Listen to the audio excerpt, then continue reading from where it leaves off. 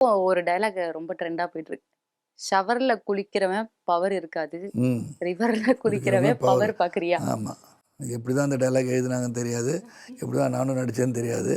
அது இப்ப கேட்கறது வித்தியாசமா இருக்கு. நீங்க பார்த்தீங்களா சார் அந்த மீம்ஸ் எல்லாம்? இப்ப அத பார்க்கும்போது பார்க்கும்போது என்ன சார் தோணுச்சு உங்களுக்கு? இல்ல இந்த மாரிலாம் பேசி நடிச்சிருக்கோம்னு தான் தோணும். இந்த என்னது அப்ப நம்ம கேள்வி கேட்கலையா?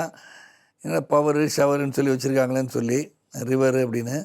பட் அப்ப அது வந்து, என்ன மாரி பஞ்ச் டயலாக்டா அப்படின்னு பேசியிருப்பாங்க. இப்ப நடிச்சா அது காமெடியா தெரியுது.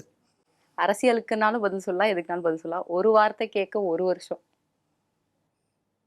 ஒரு வார்த்தை கேட்க 1 வருஷம் காத்திருந்தேன் அப்படின்னா, 100 நாள் விழா அப்படின்றது காத்திருக்கேன்னு சொல்லலாம். 150 வயசு வரை வாழ போறேன்டா. ம். சரத்குமார் அது. இது எப்ப சார் பொருந்தும்? யாருக்கு சார்? எல்லாருக்கும் பொருந்துங்க. நீ கூட தான் வாழலாம். ஏன் வாழக்கூடாதா? சார் நீங்க எப்படி சொல்லுங்க 100 சார். ஆண்டு சினிமால நான் காலம் வாழ்க, நோய் நொடி இல்லாமல் வாழ்க அப்படின்றானே. அப்போ 100 ஆண்டு காலம் வாழ்கன்னு வாழ்த்துறவன், ஏய் அது எப்படிடா 100 வயசு இருப்ப? அப்படி நீ சாவறதுக்காக பொய் சொல்கிறீங்களா? அப்படி இல்லைல்ல. 100 ஆண்டு காலம் வாழ்க, 150 ஆண்டு வாழ்கன்னு பாடிட்டு போகலாமே. ஏன் வாழக்கூடாதா நான்? நாளைக்கு செத்து போகணும்னு நினைக்கிறீங்களா?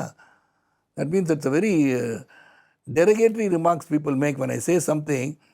அப்படியா எப்படி வாழலான்னு கேட்குறத விட்டுட்டு, அது எப்படி வாழ்வார்னு கேட்குறது வந்து, that means you don't want me to live long அப்படின்னு நான் எடுத்துக்குவேன். 2026 2026 தேர்தல் வருது. எக்ஸ்பெக்ட் பண்றது யாரா இருக்கலாம்? இது மக்கள்கிட்ட தானே இருக்குது எல்லாமே. ஆட்சிகள் வந்து காட்சிகள் மாறுவதெல்லாம் மக்கள் மன்றத்தில் தான் பார்க்கணும்.